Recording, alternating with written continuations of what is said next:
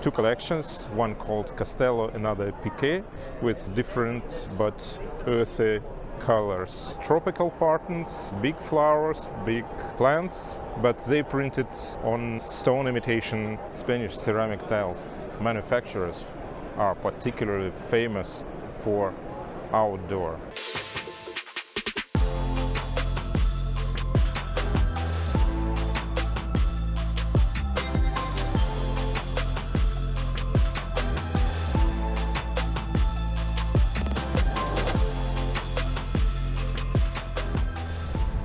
Hello friends, today we are in Spain, in Valencia.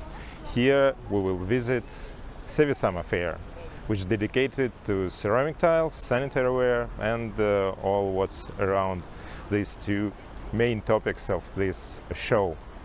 I will acquaint you with the novelties of the 2023 and we will talk about design trends in bathroom, particularly in bathroom.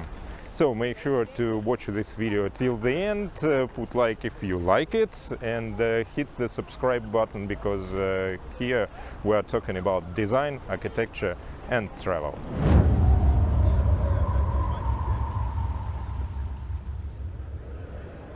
The exhibition is not big but well organized. In the middle they have a passage and 4 pavilions, 4 halls to right and to the left. Each one in 2 levels. I need to say that the quantity of exhibitors reduced comparing to 2020 because this year was the last before pandemic when this fair took place. Anyway, it's very important for the Spanish ceramic tiles industry because Spain is the biggest producer in the Europe in terms of square meters, not in money, but square meters. And of course, mainly Spanish producers exhibited here.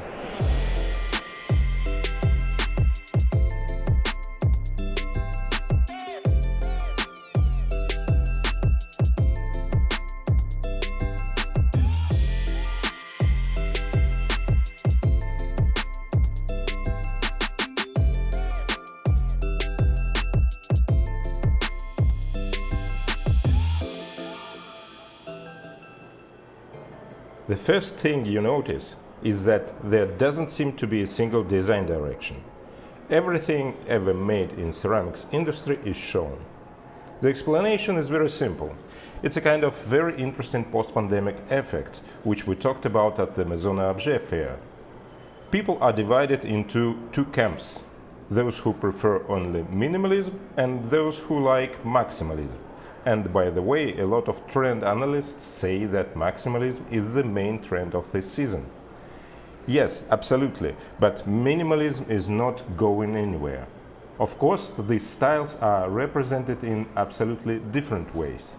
As for minimalism, here we should primarily mention the imitation of stone. Not marble or granite, but stone. This is a fine-grained pattern of natural rock or the surface of the pebble.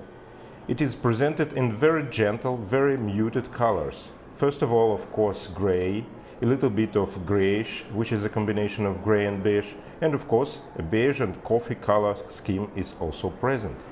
This aesthetic is very characteristic for northern countries. Many stones are called this way: Belgian stone, some French stone, some American stone, and definitely a British one, which did not appear in ceramic fashion yesterday. We saw it at Terracotta. And by the way, in order to compare what is now with what was and track the development, you can watch our reports from previous shows. As for imitation of natural stone, the return of travertine design is something to keep an eye on. It is clear that this can be either in minimalism or in more rich styles. But all the same, it is interesting that we have once again encountered this aesthetic. There's also a lot of breccia, designs with a rich, expressive pattern that are perfect for accent walls, perhaps in combination with those stone tiles. The most interesting for me is when companies not only follow trends but create their own story. And here on this stand I was amazed with these ceramic elements. It's not tiles which you can use to build a partition wall inside not only bathroom but also in a living space. Two collections, one called Castello, another Piquet, with different but earthy colors, which is actually exactly the trend. Another collection which looks very lively is Rubik. You can think that it is a mix of different tones, but it is one color which has different shades, and it's playful. And of course the format, it's a more classical tiles format, 10 by 10, and of course different elements which you can use to make nice corners also presented here. And it's worth mentioning that this company works with designers to create their collections and with young designers as well. And here you can see a completely new collection made with Mexican designer, and each collection has its own narrative. For example, the log, if you won't read the name, even don't understand what it is, but when you read, it becomes really clear where this idea came from. Obviously, it's very convenient when you can come to one stand and see all the actual trends in design of ceramic tiles. But here, even more convenient because you can see the main trends just on one wall. We have here terracotta, we have here graphics, postmodern graphics by a local designer, Enrico Navazzo, or Navazo, he's Spanish. And here we have also Granilia Parton imitation of natural stone, together with bricks, vivid colors, which we already saw on a lot of other stands. So here on one wall, almost everything. If we go further, here we have also these tropical patterns, big flowers, big plants, but they printed on stone imitation tiles. And this is also very interesting. And actually, all this tropical design came because of the pandemic. This is not quite true because exactly this company in 2010, just before pandemic, already showed tropical designs. The roots of this aesthetics is much deeper than one can imagine.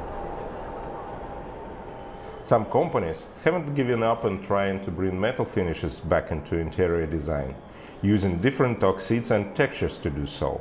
It's certainly very interesting and might be suitable for some public spaces, but I wouldn't recommend putting this in residential bathrooms at all. What really interests me, and I think this is a very right direction, is the emergence of fairly powerful trend to produce tiles that look like tiles. That is to show this indigenous craftsmanship.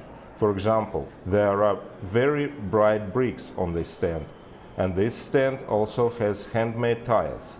There is no repetition of pattern here because of the special authentic technology. And volumetric tiles, which are made in the same traditional way, bring an element of modernity to the aesthetic. And it's important to say here that you can combine anything. It's absolutely fine to combine these tiles that look man-made or these bricks either in vertical or classical layout with large format slabs, with the same stone design, with wood, and that looks great. This approach, which we mentioned at Cersei, was actively promoted there, and here it gets a decent development.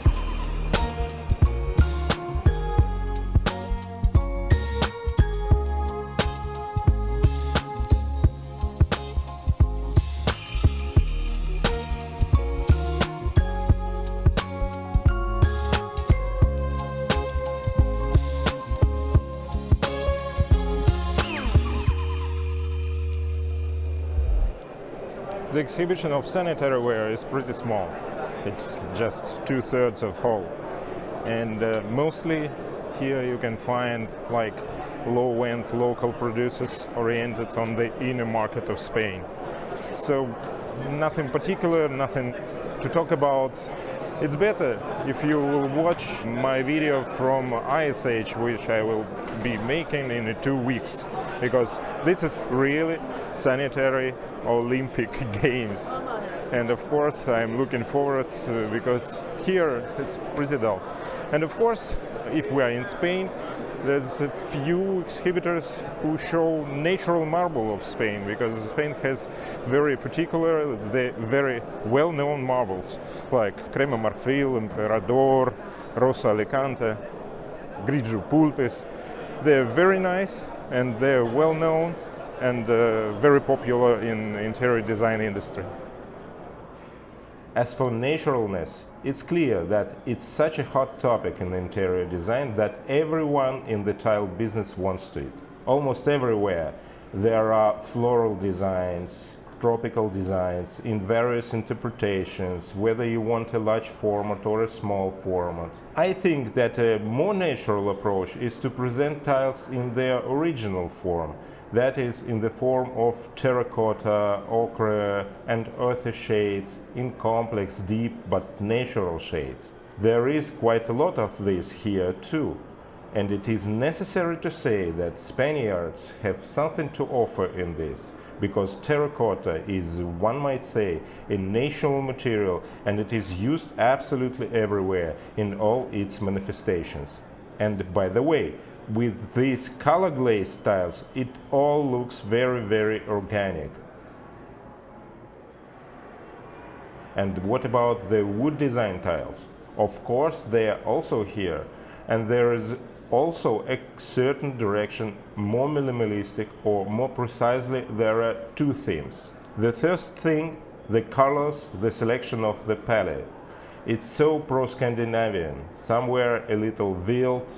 Names for collections are more like names of things from IKEA.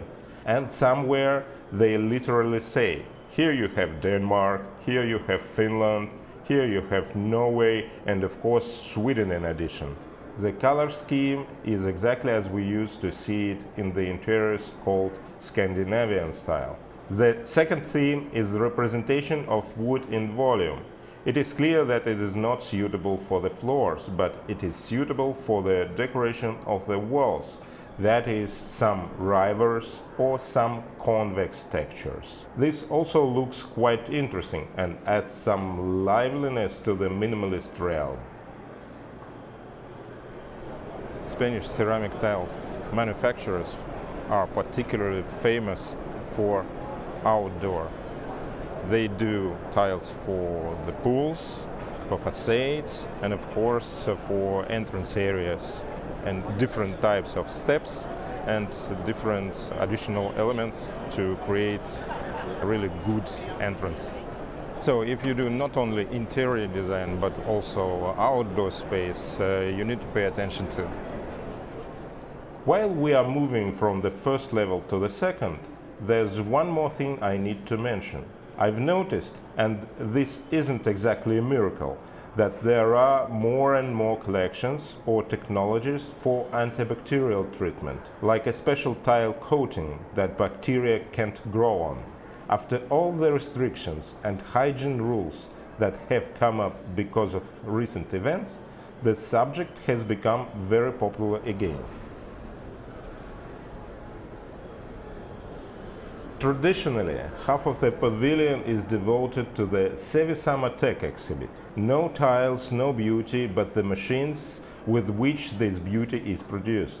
Of course, it is worth stopping by here purely for information, because thanks to the development of these technologies, we can see a definite development of design and in the possibilities that these products offer to create beautiful interiors. There are tile-making machines, tile processing machines, and inventory management machines. In general, everything is powerful, interesting, and masculine. And in fact, some very serious Spanish men are sitting here discussing, so to speak, global issues that affect interior design. Of course, at almost every booth with relatively big slabs, there are a huge number of mobile designs. It's important to note here that It's now thought to be better not to copy natural marble, but to interpret it.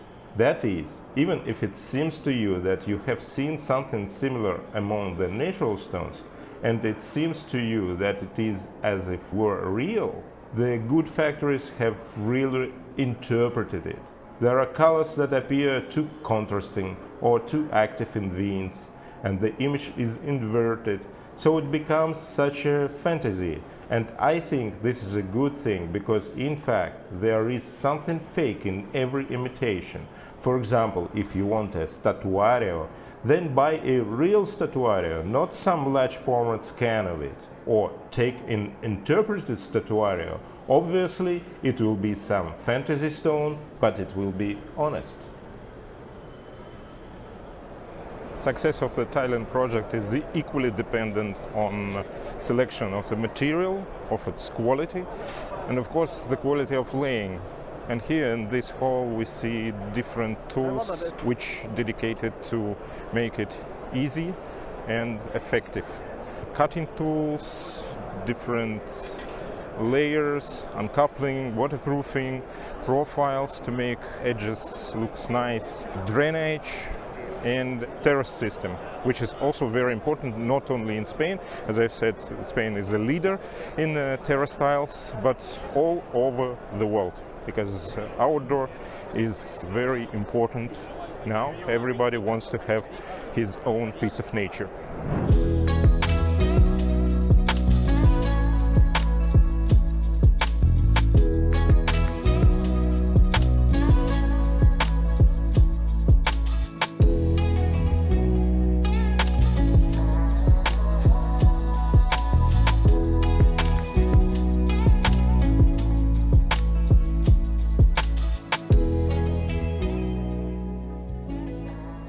Okay, friends, let's summarize.